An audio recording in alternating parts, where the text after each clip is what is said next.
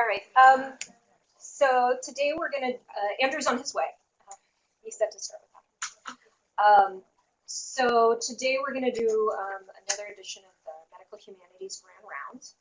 Today, thinking a little bit about the history of medicine. And the whole purpose of these Grand Rounds are to sort of enrich our understanding of the medical field. We've all chosen to practice medicine, and we can get sort of bogged down in a lot of the details, but it's good to sort of think more broadly about where we've come from and where we're going. And so hopefully this will give some context for that. So I'm going to give the first half of the talk, and then Mike is going to give the second half of the talk. I'm going to talk a little bit about the history of the hospital. So we're all hospitalists, but I think that we have very little sort of historical understanding of how we got where we are. And so I'm just going to briefly go through some of sort of the ways in which the hospital is developed. In particular, I think I'd like to focus on, there are certain themes as to how hospitals have functioned in society in terms of their relationship with religion, with government, how they've sort of fit into sociocultural aspects of society. And I think sort of having an understanding of how that's developed will be helpful in thinking about what role Mount Sinai or any other modern hospital should be serving today. So the earliest records of any kind of actually established hospital is probably Mesopotamia, also probably in the Far East as well. This is a pharmacist in Mesopotamia mixing up a potion for somebody. So earliest in Mesopotamia, also potentially associated with Buddhist monasteries in India and Sri Lanka. Early hospitals really focused on sin and confession. So there was a real sense that potentially you were ill because of something you did, and if you confess to the gods, you will be healed. And even going back into really ancient times, there's records of doctors being involved in giving medications, childbirth, dentistry, abortions, sex therapy and fertility, and surgery. So even very, very ancient hospitals were involved in a variety of different medical spheres. This is something I wanted to point out because I think it's something that people frequently get wrong. So people usually see this as the symbol of health or medicine, the caduceus. It's actually a mistake, and it's placed on a lot of health things incorrectly, even big deal ones. So it's good to know that that's not really correct. The rod of Asclepius is actually was the initial kind of symbol of health, which referred to the Greek god Asclepius and sort of the cult around him and health, and also probably came from some symbols in Mesopotamia that were even older, that had a similar staff with a single snake. Interestingly, there was this sort of fetishization of snakes as, they shed their skin, so there's death and rebirth, and that was sort of thought to have to do with healing and life and death. And there were even in some of these ancient hospitals, they would have snakes on the ground around the patients, which is sort of horrifying because of this association with snakes and health. So ancient Egypt, religion and medicine were very linked, and illness was connected to the mind and to the spirit. And they had these sleeping temples where basically they would give people like heavy sedatives and then let them like hallucinate. And then their dreams would sort of inform their treatments and people would chant over them. And the other thing that's very interesting is even in ancient times, there were a lot of female doctors. So women were very involved in medicine from the very beginning. It was pretty co-ed from the beginning, which is also interesting.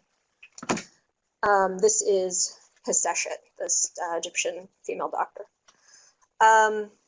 So they would basically drug people with herbs and then chant over them and then wait for the dream to reveal a cure. Ancient Greece, the healer god Asclepius, which I mentioned is the rod that really is the symbol of health. And once again, they were these sleeping temples where they would continue to just drug people. So just some pictures of these Greek temples. So in early Christianity, St. Basil established the first Christian hospital. And this actually had housing for doctors and nurses and a leper section. And this was the beginning of sort of having libraries, training programs. So early Christianity was very involved in kind of formalizing the hospital. And once again, there were male and female doctors. And I think it's very interesting. There is this funeral oration for St. Basil where they say, "There is no longer before our eyes that terrible and piteous spectacle of men who are living corpses, the greater part of whose limbs have mortified, driven away from their cities and homes and public places and fountains, aye, and from their own dearest ones, recognizable by their names rather than by their features, no longer the objects of hatred, instead of pity on account of their disease." So this was this fundamental shift where basically they were saying that you shouldn't assume that someone who is sick has just been sinful or is responsible for their illness, but that people should be pitied and they should be cared for, and we should be taking care of the lepers and these other indigent people. So medieval hospitals were very religious. Hotel Dieu, which is hostel of God, was an old French term for a hospital. And Charlemagne in the 8th and 9th centuries actually attached a hospital to every cathedral and monastery. So at this time, in terms of where did the hospital fall in terms of civil society, it was very linked to religion. And these hospitals, I think, is very interesting. Were not just for people who had an acute illness, but they also housed people with disabilities, lepers, poor people, hungry people. So from like very far back, hospitals were basically places that cared for the indigent. And I think it's really interesting when we think about hospitals today and sort of arguments about what role they should play in society. You know, we have patients who are here for social reasons, and people will say, well, that's not really, you know, a good use of a hospital. But traditionally, hospitals have been very much involved in taking care of people as sort of a fail-safe in society. And what's also interesting is that even in medieval Europe, which I would not say is like a particularly progressive time, they would treat anyone. It didn't matter if you were a slave, you were free, any religion, any race. Hospitals, even very far back, were some of the only places that actually would take care of people regardless of their status, and kind of a place of a sort of progressive thought around kind of the rights of a human being to have care. So some pictures of people with some pretty bad rashes. More pictures from this is images of medieval hospitals. So in the Muslim world, actually there was a lot of cooperation between the Christians and the Muslims in the medieval times in setting up hospitals. By Maristan is place for the sick, is what they called hospitals in the East. And the Islamic hospitals tended to be much more secular and connected much more to the state and less to religion. So they were very secular. They were open to all, regardless of ability to pay, whether you were Muslim or non-Muslim. They were forbidden to turn anyone away. And they also opened the first mental illness hospital in Baghdad. What's very interesting is that basically the state would give money to support these hospitals. So it's sort of the earliest times that we see kind of more of a connection between government and non-religious society and hospitals. I thought it was very interesting. If a patient died, then you would bring the prescriptions to a judge or to a chief physician. And if they said it was negligence, then the doctor would have to pay the patient. There's also, yeah, so like early malpractice. And there were, at that time, women physicians who would see female patients and male physicians who would see male patients. And then this is the charitable foundation by the state that was set up to fund these. I don't know how to pronounce that. WAQF is the name of that. The hospital shall keep all patients, men and women, until they are completely recovered. All costs are to be borne by the hospital, whether the people come from afar or near, whether they are residents or foreigners, strong or weak, low or high, rich or poor, employed or unemployed, blind or sighted, physically or mentally ill, learned or illiterate. There are no conditions of consideration and payment. None is objected to or even indirectly hinted at for non-payment. So just trying to think about how society was in every other aspect at this time to think about how progressive hospitals were. So this is an image of medieval Islamic hospital, and some other images of that. So early modern Europe. So we have the Protestant Reformation, and this really changes everything because these hospitals were all connected to these Catholic cathedrals, and now there's a lot less Catholic institutions. And so there's more severing of religious ties, more secularization in Europe, growth of non-religious hospitals.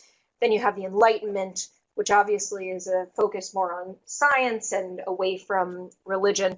And at this point, you're having trained doctors, but really until very late, which I'll get to, there wasn't a formal, any kind of formal training for nurses. And then dispensaries grew up, which were basically just ways to distribute drugs to the poor. So from very far back for people who are unable to pay. So you might recognize her, but this is Florence Nightingale. So until she came along, there really was no formalized sort of nursing training, and it wasn't really thought of as a sort of profession until that time. She was pretty amazing.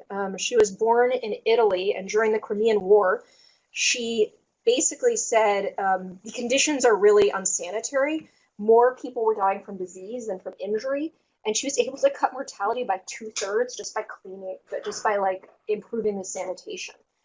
And they saved so much money by doing this that she was able to fund this hospital and training for nurses, and really sort of created the field of nursing and made it sort of formalized with training and very respectable. So then to think a little bit about the modern hospital. So you start to have the Apothecaries Act, you start to require physicians to have more clinical training before they take care of patients. You have this big growth of public, private, religious, and nonprofit hospitals. A 6-bed ward founded in 1736 in a New York City almshouse became Bellevue, and that was that's the oldest public hospital in the US. First accredited nursing school, the first maternity ward. So these are some pictures of Bellevue early on. And then a little bit about Mount Sinai, since that's where we are. So Mount Sinai, founded in 1852, when men representing a variety of Jewish charities decided to create a place for medical care for indigent Jews. A lot of these hospitals come out of sort of need for caring for populations that are underserved. In 1855, they established the 45-bed Jews Hospital in New York in rural West 28th Street. It was charitable, and it accepted all religions for emergency care. And then during the Civil War, it accepted Union soldiers as well for all care. This is a picture. Yeah. So after the Civil War, it sort of severed its ties as a religious institution and was renamed the Mount Sinai Hospital. It moved to Lexington between 66 and 67. So here's a picture of that. Another picture of Lexington. 1904, it moved here. It sent units to both world wars and opened a school of medicine in 68. This is a picture of it before. This is the current set. Yeah. Wow. So thinking about the 20th century, you know, the life expectancy, so just in terms of what role the hospital had in society has changed dramatically over the last 100 years. So in 1900, the life expectancy ranged from 33 to 49 with obvious huge disparities by ethnicity, by race, and by gender. In 2000, it had risen to 68 to 80, but still with enormous racial disparities and gender as well. So just to give a sense of like who we're taking care of has dramatically changed as people have lived a lot longer. You know, over the last 100 years, the number of you know, medical advances is just phenomenal. So, you know, just all of these technological advances, and then decreased length of stay. People used to just stay in hospitals for really long periods of time, you know, weeks and weeks of just rest.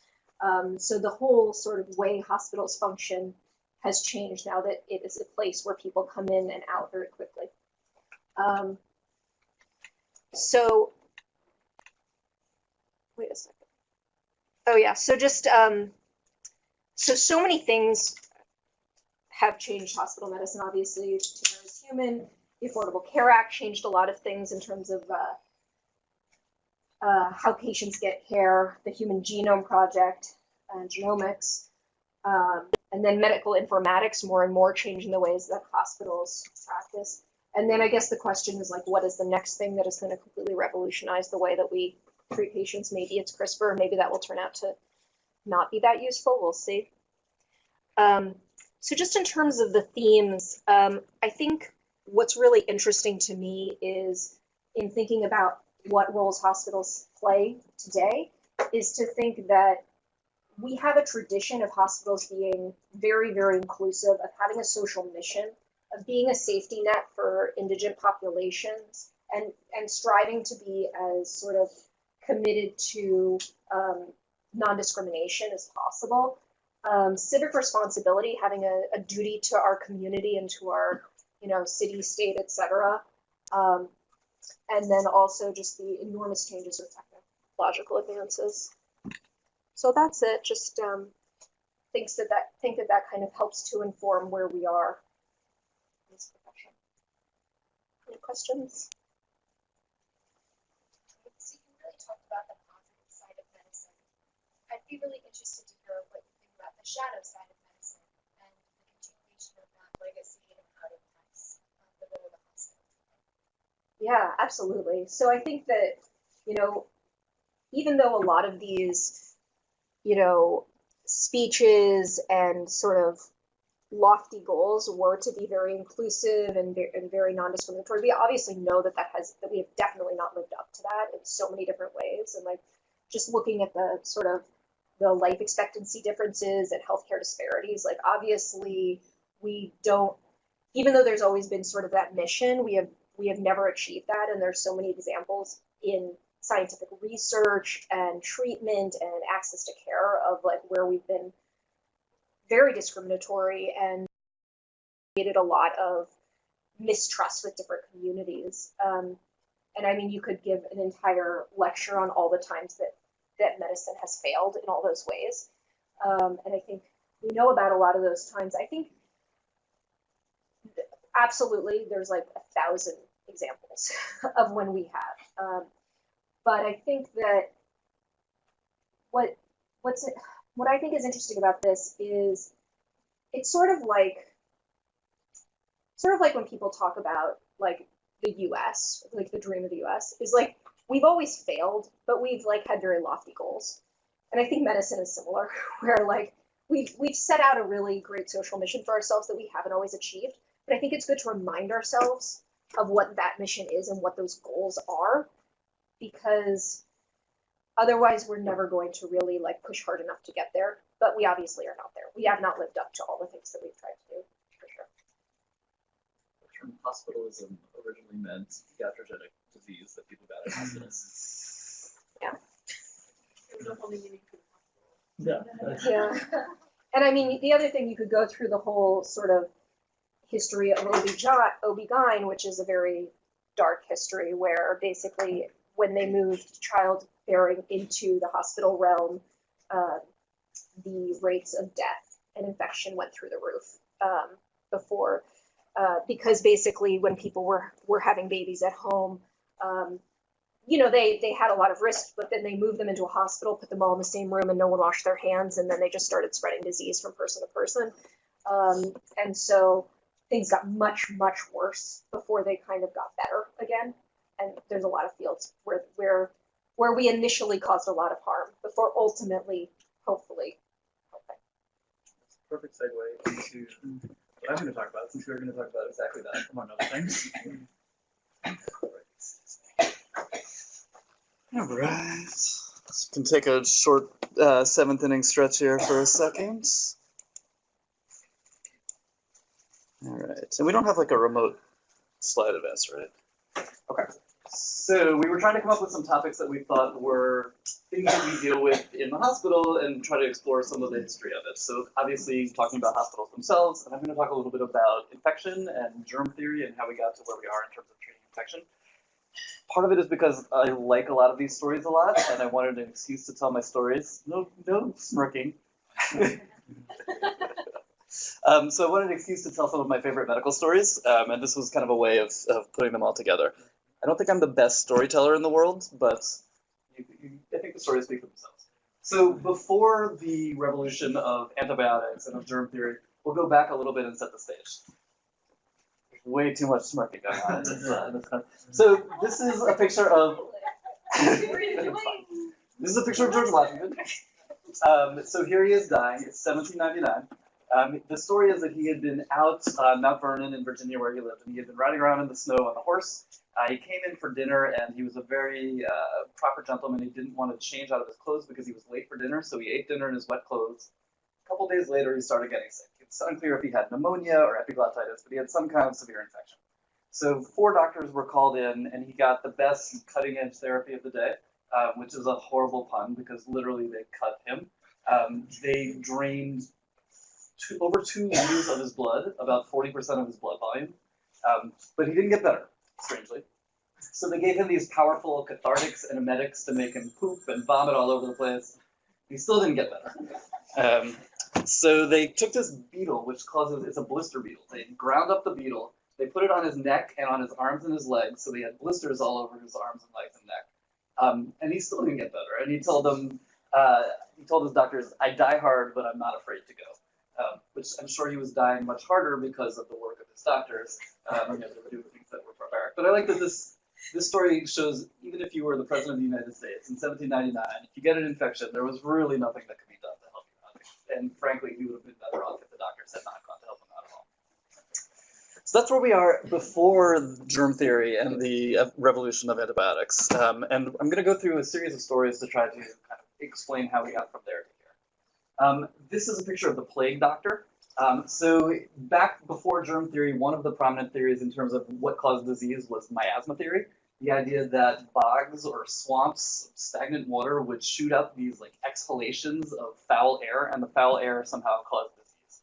And this was these outfits. If you've ever seen Gomer Blog, this is like the picture on Gomer Blog, only with a banana for the beak. The beak would have a bunch of like flowery flowers and different herbs in it to try to help like ward off the bad air.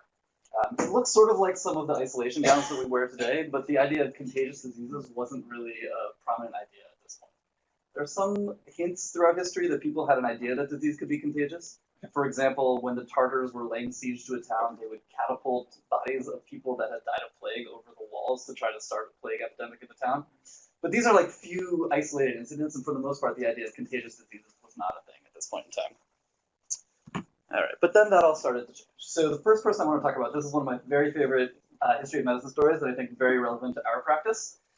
This is the story of the first hand hygiene QI project. So Semmelweis, this is right up your alley, Mona. So Semmelweis was an obstetrician. He was born in Budapest, but he practiced in Vienna. And he worked in this hospital where there were 2 wards. And one ward would admit patients one day, and then the next day the other ward would admit patients. One ward was staffed by doctors and medical students. The other ward was staffed by midwives. But only one problem. The mortality rate was about 2 or 3% on the midwife ward. It was like 20% on the doctor ward. And so he was trying to figure out why that was. The patients were dying of sepsis, of peripheral sepsis. So he had some really good ideas. He decided in the midwives ward, people were giving birth on their side. So he was like, what if we do side births in the doctor's ward? So he tried that. Didn't change. So then he was like, in the midwives ward, there's a priest that comes around ringing a bell every time someone dies. Maybe that's just scaring the heck out of all the patients. Why don't we get rid of the bell? So he got rid of the bell. Everyone still died in the doctor's ward. So then the thing that kind of sparked his imagination was one of his colleagues was doing an autopsy and cut his finger and wound up dying of sepsis. And he was like, these symptoms are exactly like my patient's symptoms. Maybe there are some cadaverous particles from the dead body that are being transferred by our hands to the patients. So he started using chlorinated lime, essentially bleach, to have people wash their hands. He used it because it got the smell of the autopsy off the hands, but it also happens to be a great disinfectant, fortuitously. So we have his run chart of exactly how his QI project went. So this is his run chart. So you've got mortality before the lime, before the intervention. And we've got here, start of intervention. And we've got mortality afterwards. So this was a successful intervention. We've got like a trend or a shift or whatever those things are. We've got them all represented here. The only problem was nobody believed him. So his boss thought maybe it was because they had a new ventilation system that was improving the bad air, and that's why the mortality went down. So people were like offended by the insinuation that the doctors, who were gentlemen and therefore must have clean hands, could possibly be spreading disease. So he actually got fired from the hospital. He wound up leaving without telling anybody he was leaving, and he went insane.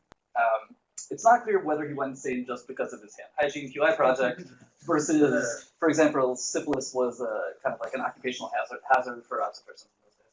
But in any case, he went insane. His wife told him that they were going to visit a spa for a water treatment, and then she had him committed to a psychiatric hospital, and then he was beaten, and then he died, likely of sepsis shortly thereafter. Which just underscores the importance of hand hygiene. So this is, his legacy, of course, is hand hygiene in our hospitals. This is the last 6 months of hand hygiene in our hospital. The MDs are at 85%, still some room for improvements. So I love the story. I think it's a great story. It shows that disease can be transmitted from hands to patient. Certainly doesn't show that microorganisms are causing the disease, though. So for that, we have to go to these two books. These are the people that established germ theory as the law of the land. One was French, Pasteur, and one was German, Koch. And I would say I'm going to make the point that Pasteur went about this in a very French way and Koch in a very German way. The Franco-Prussian War had just happened in the late 19th century, and Germany and France were like rivals, and these two were rivals as well. So they were kind of competitors. All right, when we think of France, we think of Eiffel Tower, we think of this guy, and wine. And so wine was really where Pasteur enters into this whole story. So Pasteur, in France at the time, their major export was wine, and they were having a problem that the wine was tasting disgusting. The wine was all going sour.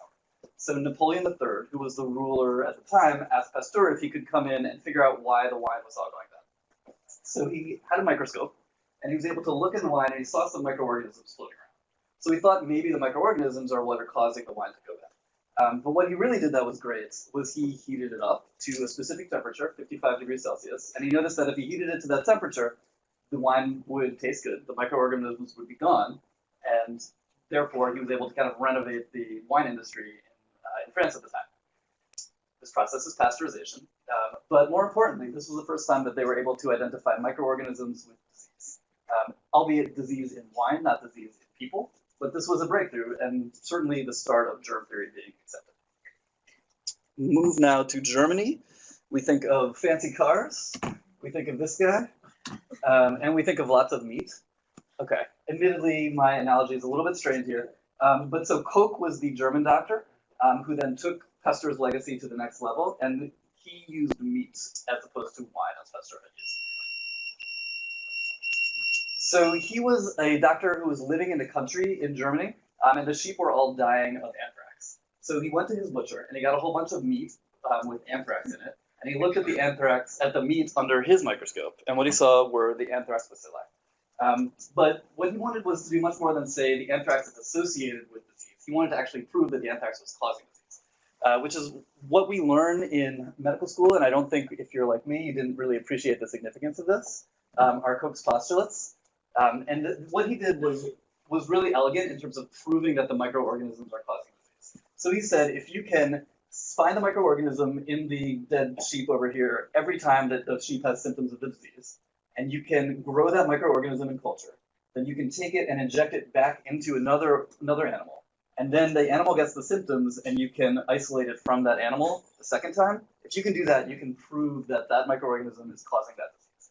And he was able to do that, and that was really the death knell of miasma theory. That was when he was able to say, for sure, germ theory is correct. These organisms are causing disease. There certainly were doubters, but by and large, this became the law of the land. He also studied a little bit with cholera, and I shouldn't say a little bit, he studied cholera. And somebody sent him a letter asking for some of the cholera vibrios because they wanted to do some experiments themselves, so he sent them some cholera, and this is the letter that he received in return. It says, Herr Dr. Pottenkeffer presents his compliments to Dr. Koch and thanks him for the flask containing the so-called cholera vibrios, which he was kind enough to send. Dr. Pottenkeffer has now drunk the entire contents and is happy to be able to inform Dr. Koch that he remains in his usual good health. So he got a test tube of cholera and drank the whole thing to prove that germ theory didn't exist. People have always been stupid. But for the most part, at this point, germ theory is the law of the land. So this was good. We now established that microbes cause disease. The question then was, how do we treat it? Because at this point, there are no reasonable treatments for it. And for that, we'll go to another of my favorite medicine stories. So that's the story of Paul Ehrlich. So he was a doctor who was studying syphilis. There was no good treatment for syphilis. The treatment was mercury, which caused your hair to fall out, caused your nails to fall out, and it was neurotoxic. I like this poster, a minute with Venus, a year with Mercury. I always heard a night with Venus, a lifetime with Mercury, but in any case, it was not an ideal treatment. So Ehrlich set his sights on how to cure syphilis. And so a lot of the early drugs were made with dyes. And he used aniline dyes, like Bayer was a dye company, for example, initially. And he was fascinated with the way the dye would be specific for a certain part of the cell. And he thought if the dye is specific for a cell, maybe we could get a toxin that would be specific for the germ cell. And he called this idea the magic bullet. And there's this movie, Dr. Ehrlich's Magic Bullet, which is fairly mediocre and I don't recommend. But in any case, he was obsessed with this idea of the magic bullet. What is the magic bullet to cure these diseases? So the way that he went about this was kind of interesting. He had bunnies that he was able to inject with syphilis. So he had syphilitic bunnies. And he had arsenic, hundreds of different arsenic compounds. And he decided he would inject the syphilitic bunnies with arsenic to see if it helps. He knew that in the petri dishes, the arsenic was helpful against syphilis, but in people, it killed them. So he had hundreds and hundreds of syphilitic bunnies. He went through 100 syphilitic bunnies. Either bunny died or bunny remained with syphilis, but he didn't wind up with healthy bunny in the end. Went through 200, 300, 400, 500, finally got to 606, and formula 606 cured the bunny. So he called this salvarsan, and this was the first drug that was specific to a specific disease, and this was a blockbuster drug. You can see from the picture here clearly it must work very well. But this was a very big deal that he was able to come up with it. He wasn't able to come up with any other magic bullets for other diseases, though. The salvarsan was really the only one that he was able to come up with. So this was a start, but in order to really understand how we got to the modern era of treating infections, we clearly need to go through the last kind of topic that we'll talk about, which is Alexander Fleming. So we learned about him in high school, about how he discovered penicillin.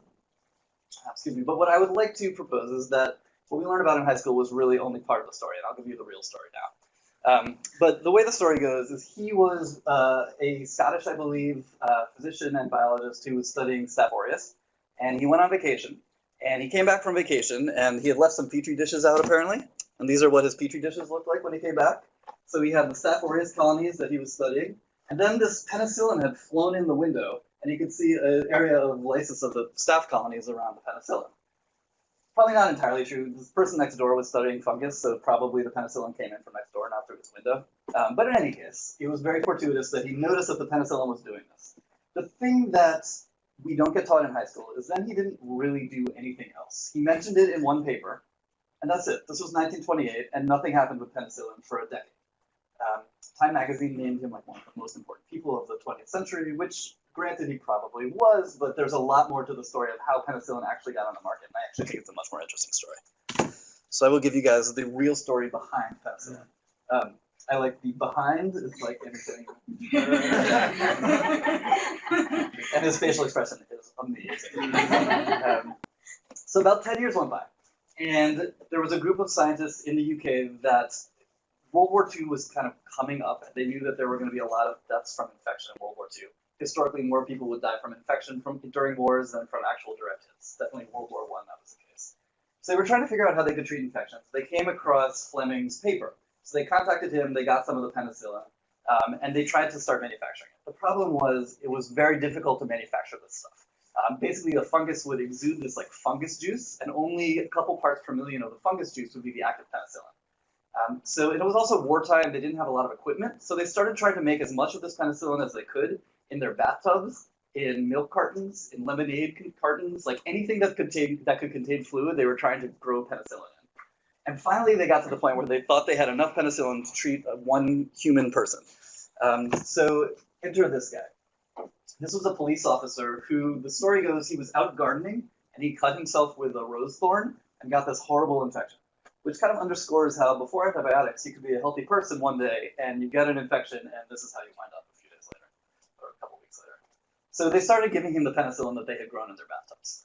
And they had enough for a couple days, and he started making a great recovery.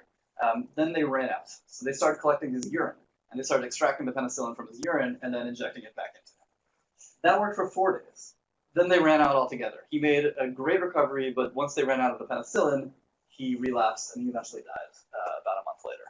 But the principle that penicillin worked was definitely there. So then the issue was, they knew that D-Day was coming up. They knew they were going to need tons and tons of penicillin. With all their efforts, they were only able to partially treat one person. So they had this kind of manufacturing problem that they had to solve. So they went to the different pharmaceutical companies in the UK and tried to figure out if any of them could help. And none of them really had the infrastructure to be able to upscale things to the level that they needed. So I like this story very much because it comes to the Big Apple here. So these researchers came to the US, more specifically they came to Brooklyn, and they talked with Pfizer. That was not yet a huge pharmaceutical company. It was a smaller company at the time. And they went to this renovated ACE factory in Brooklyn where they were able to start making penicillin. And they needed to do a couple of things to be able to upscale it to the level that they wanted to. They needed to find something that penicillin liked to eat. They needed to find a more potent form of penicillin. So it turned out that penicillin likes to eat the same things that Americans like to eat, which was corn syrup. So they found out that penicillin loves corn syrup. And we have lots of it, so that worked out perfectly. They also wanted a more potent form of penicillin, so the US government was getting dirt samples from all over the world to try to find a more potent form, and they actually found it in a market where someone found a very moldy melon, and it actually turned out to contain a more potent form of penicillin. So now they had more potent penicillin, they had corn syrup that the penicillin liked to eat, and then the last thing that they did was they had been making the penicillin just on the top of the fluid in their bathtubs, but they realized if they blew bubbles all throughout the fluid, they could grow it throughout the fluid, so they were able to make a much larger volume that way. So with those three things, they were able to ramp up the production of penicillin drastically. And next to the Manhattan Project, this was like the biggest concerted research effort in wartime. And they were able to, by D-Day, have enough penicillin that they were able to treat all of these wartime infections. So people were able to live long enough to die from, getting blown up or venereal disease or other horrible things. But for the first time in a war, people were not dying of wound infections, which was obviously a tremendously big deal.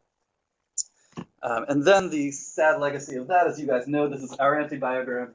You can see for the Staph aureus isolates in 2016, which was the last year we have available, almost half of them inpatient were resistant to methicillin. So obviously we could be approaching a post-penicillin era here, as you guys will know.